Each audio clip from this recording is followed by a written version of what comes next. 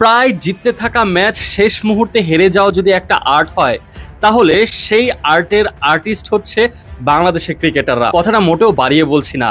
না হলে এই সদ্য শেষ হওয়া বাংলাদেশ ও শ্রীলঙ্কার মধ্যকার যে ম্যাচটা হলো, সেখানে বাংলাদেশ জিততে থাকা ম্যাচ কিভাবে হেরে গেল?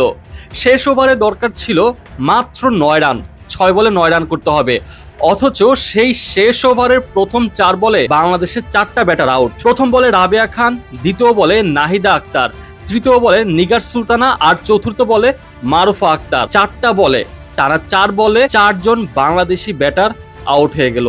আর পঞ্চম বলের মাথায় 1 রান নিতে পেরেছে, আর লাস্ট বলে গিয়ে কোনো রান নিতে পারেনি, সেটা হচ্ছে ডট বল যায়। অর্থাৎ যেখানে 6 বলে 9 রান নেওয়ার কথা বাংলাদেশের, সেখানে বাংলাদেশ নিতে পেরেছে মাত্র 1 রান। আর ওদিকে শ্রীলঙ্কার নারী ক্রিকেট দল অলমোস্ট হারতে বসা ম্যাচটা কিভাবে জানি বের করে ফেললো, দুর্দান্ত বোলিং করে শেষ মুহূর্তে গিয়ে জয়লাভ করলো।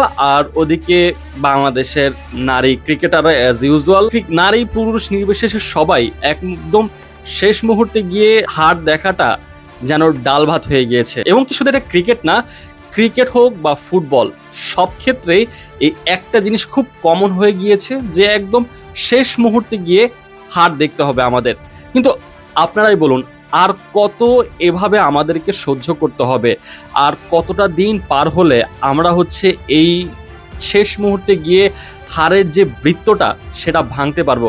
এর উত্তর কার জানা আছে? আমার জানা নেই, অন্তত জানা নেই।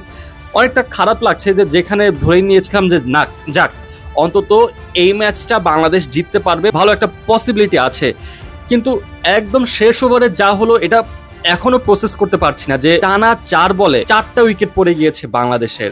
এটা কিভাবে সম্ভব? যাই হোক, এবারে বিশ্বকাপে আমি যদি ভুল না করি যে বাংলাদেশ নারী দল সম্ভবত একটা ম্যাচও জিততে পারেনি। একটু আশা ছিল শ্রীলঙ্কার বিপক্ষে হয়তোবা বাংলাদেশ জয়লাভ করবে, কিন্তু শেষ মুহূর্তে গিয়ে সেটাও একেবারে স্বপ্নটা ভেঙে গেল। তো এখন আপাতত এই ম্যাচ দেখে যে শক খেয়েছে, এটা থেকে বের হতে বা এটা প্রসেস করতে অনেক সময় লাগছে। যাই হোক, তারপরও দিন শেষে একটা কথাই নিজেকে সান্ত্বনা দেই বা সবসময় বলে থাকি, বাংলাদেশ দল নেক্সট টাইম ভালো খেলবে। সামনের দিনগুলোর জন্য শুভকামনা।